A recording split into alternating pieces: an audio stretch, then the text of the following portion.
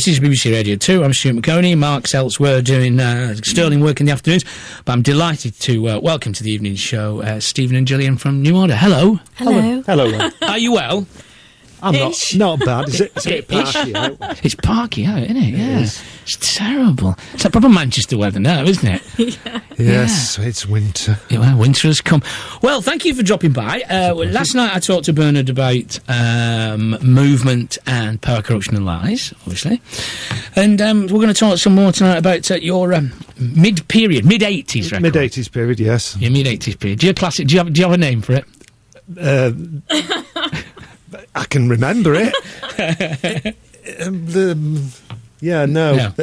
time we did a lot of touring and put some records out. Yes, you did. Well, let's think this through. So, Gillian, when did you sort of first become part of, their orbit, their world? Do you remember? Their world. When I was at school, I suppose I used to go to Manchester and watch bands. Yeah. And I would just happen to sit next to Stephen's sister. Right. Who told me about her brother she had that was mad, who played the drums. Right, okay. So, and that was it, really. Yeah. Someone just actually asked us about playing the drums. Let's be muso here. Someone said, who did you like as a drummer? I think there's a budding drummer here. Bethany Harrison. Oh, Bethany. Bethany says, I am a 13-year-old drummer myself, just starting up. Who were your favourite drummers when you were a kid? When I was a kid? There's so many. It's a bit music. Keith Moon, he was a good one. Yeah, you got I've heard of him. Yeah. Who else? Sooty. Sooty. No, don't go there. Sorry, I had to No, I'm say very that. touchy about Sooty. Maureen Tucker out of the Velvet Underground. She was all right. Did you like any of the flashy ones, like Billy Cobham and people like that? No. I found it very boring. I might have seen a Mahavishnu orchestra once and fell asleep. Did you? Yeah. Well done. That must be loads to fall asleep. Yeah. It was a long day. Yeah. It was a long day. John McLaughlin finished me off. Which won't mean anything if you don't know the music. No, but Mahavishnu orchestra, you'll just presume I've had a fit. But there you go. So that's how you. And when the period came when it was sort of like joining New Order, did you ever think, oh no, joining a band with three blokes? I mean, as friendly as you were with Stephen, did you ever think, oh no, a van with three blokes? Although they weren't that friendly at the time. They were beyond vans though then, weren't you? No, car. We all squashed into a car. Back in a Cortina. Yeah. Really? But no, not by low life. Surely it was. No, we've moved on to a Volvo. Right. Okay. We squashed into the back. Yeah, it was quite spacious actually in the back. So you did, John. You were wanting to put up with all that blokey socks and those kind of things, yeah. And it was a flatulence, really, wasn't it? Yeah, I was treading delicately around. That was in the Control film. It's all true. Yeah. Now, Low Life. This, I think you say, Stephen, in the notes. This was going to be your Making It Big in America record. Is that right? Yeah, I think that was the plan because we sort of put the single. We ticked all the boxes. Single on album, check, got that one. Yeah. Picture of band on cover, check. We had everything apart from they put the wrong person on the cover. Well, no, don't say that. They put you on the cover. Yeah, traditionally they should have checked, make sure it's the singer. Yeah.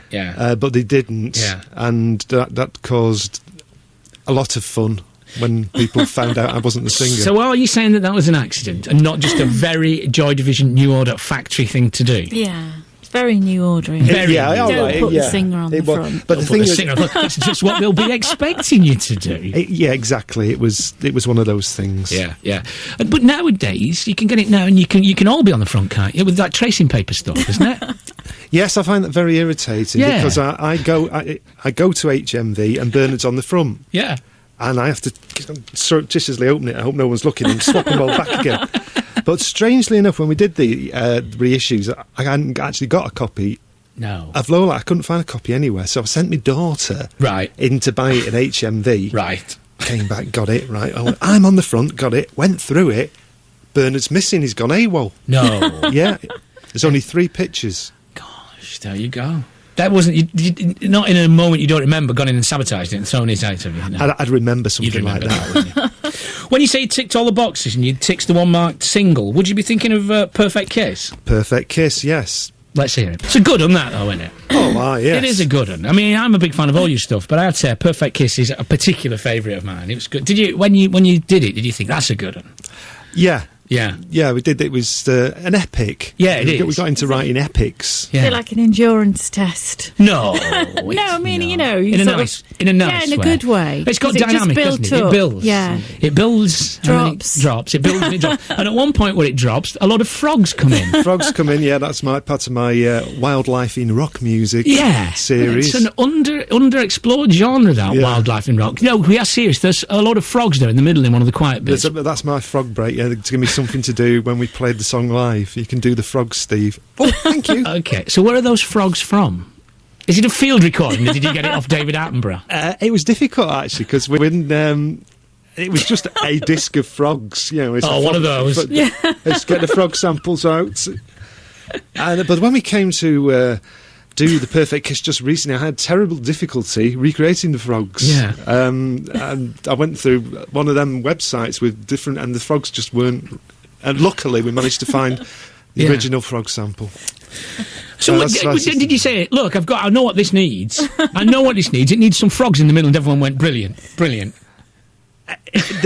response wasn't quite that, but it whiled away a good few minutes. Yeah, but that record and Shell Shock to an extent, which was on Pretty in Pink, wasn't it? That's right, yeah.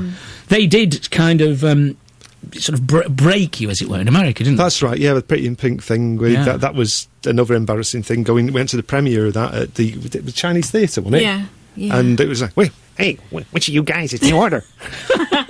So we pointed them at the road crew and they snapped away. Yeah. And so you did a lot of touring, didn't you, on the back of that? Yes, we did. Was it gruelling? Was it? Gillian looks like your eyes are narrowing. Is it all coming back to you now? It was a lot of fun, but I mean, it's like anything.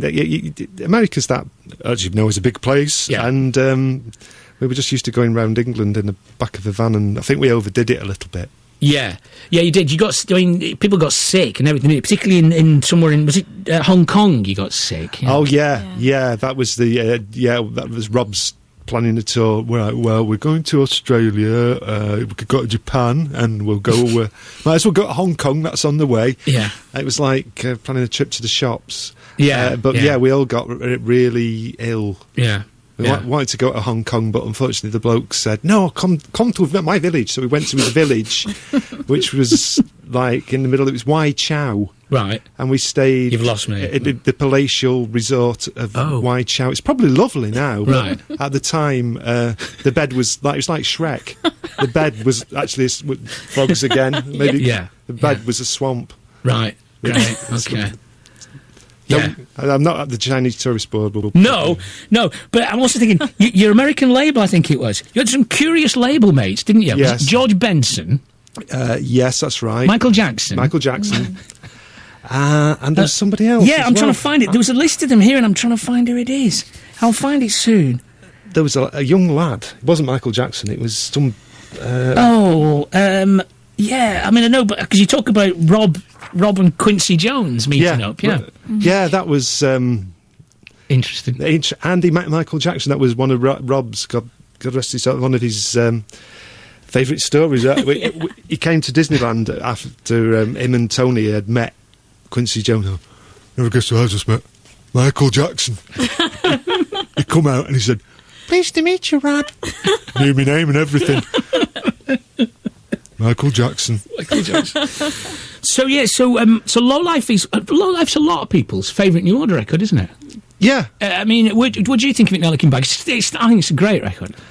I'm not so sure. No, I do. It's my favourite one because I've had to listen to a lot of New Order records just lately. Yeah. And I think it's the best one because it's kind of got the balance right about it. It's got rocky songs that are dancey and dancey songs that are rocky, as opposed to like, here's a rocky song, here's a dancey song. It's kind of everything mixed up together, which is great when it works. Yeah. But it's a bit difficult. And it begins with Love Vigilantes, which is, very unusual New Order song. It's like it's a story of sorts, isn't it? Yeah. Although nobody knows what's really going on in it, including Bernard, So it's... for rain to country and western. Yeah. We you haven't done much country. That, yeah. No, we hadn't. Yeah. So we thought we'd have a go. That's right. No, I remember when I first heard Low Life and Lovely Jaunties came on, and I thought, what's this now? You know, I've just come from a land in the sun and all that. I thought it's like a cowboy song.